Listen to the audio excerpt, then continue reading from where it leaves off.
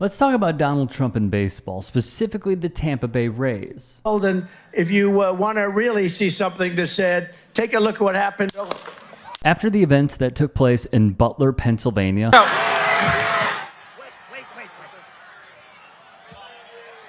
Donald Trump did this. Fast forward to the Rays taking on the Yankees in New York, which, by the way, they would go on to win 6-4, and Aaron Judge hit his 35th home run of the year, probably the MVP, running away with it. The story, however, does not involve Aaron Judge.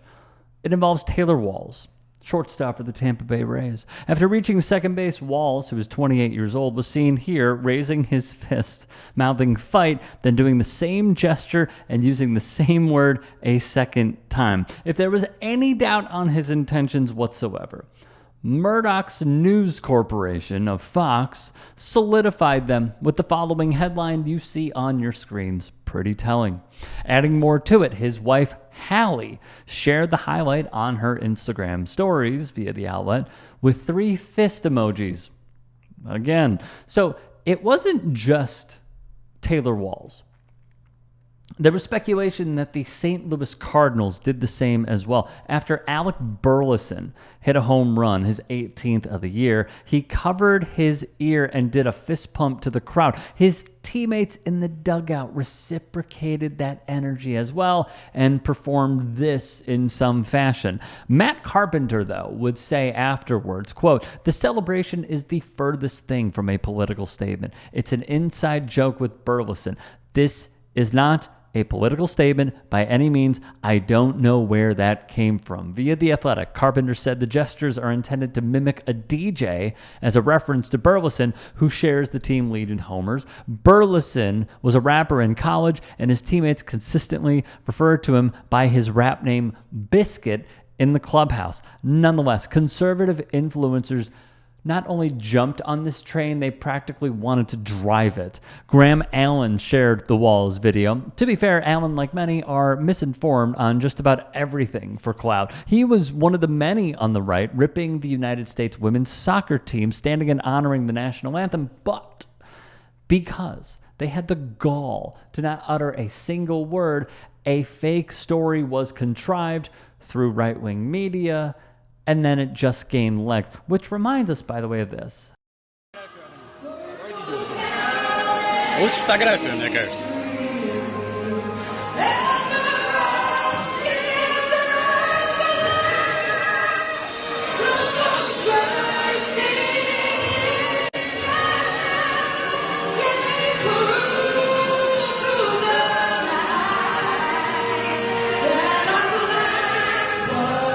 Early on in his presidency, Donald Trump once hosted a Super Bowl party at Mar-a-Lago and played around during the anthem, not singing, nor respecting it, just joshing with folks in attendance, signaling, laughing, pretending like he's playing a musical instrument. You know, the things that he pretty much said he is against because we have to stand and honor our national anthem proudly.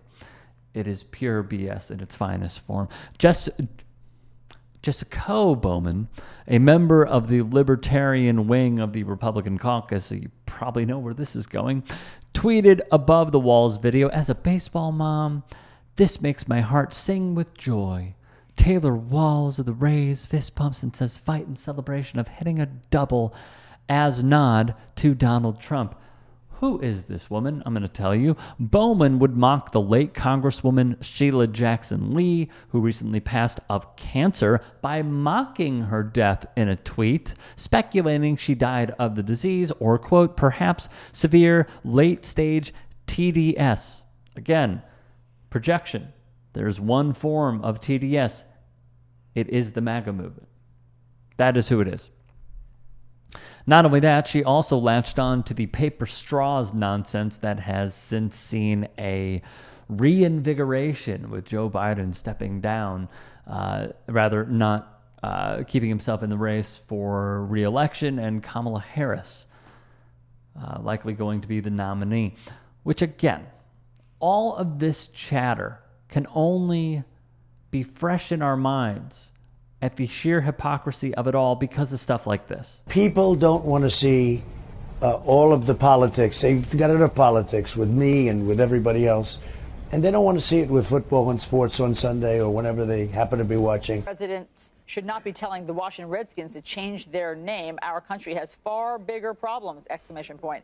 Focus on them, not nonsense. I don't think people should be staying in locker rooms, but still, I think it's good. You have to stand proudly for the national anthem. Well, you shouldn't be playing. You shouldn't be there. Maybe you shouldn't be in the country. You have to stand proudly for the national anthem. I think it's had a huge impact on sports, a huge negative impact on sports, and let politics remain separate. So let's not kid ourselves here. It was the right wing who got mad at the likes of Muhammad Ali. They got really mad at the likes of Tommy Smith and John Carlos. They got really, really mad when a predominantly black workforce knelt to state that they oppose racism and they oppose police brutality. And they were shunned for it. 2 members got completely kicked out of the league for it.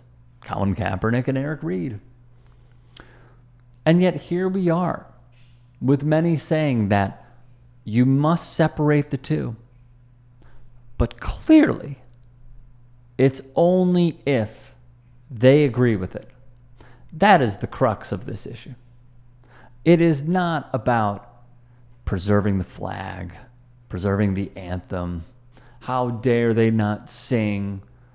Why is the United States women's national team bringing the woke-minded virus into soccer? That's not it. It's because their politics differ.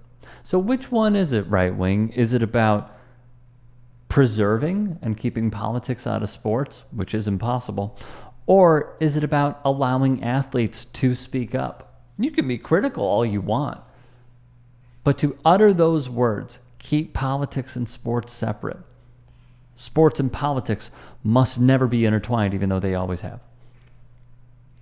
I pose that question to you all, but I already know the answer. A talking point amongst many in baseball, by the way, is not Taylor Walls' gesture, but him as an athlete. Him getting on base appears to be a rarity. Walls this season is hitting 160 at the dish. He is a career 187 hitter. Not stellar. In the month of July, he is hitting 152 with a 491 OPS. Not stellar. And that followed the month of June, which saw him hit 167. Also, not stellar in the slightest. So maybe it is a good thing that Taylor Walls did this.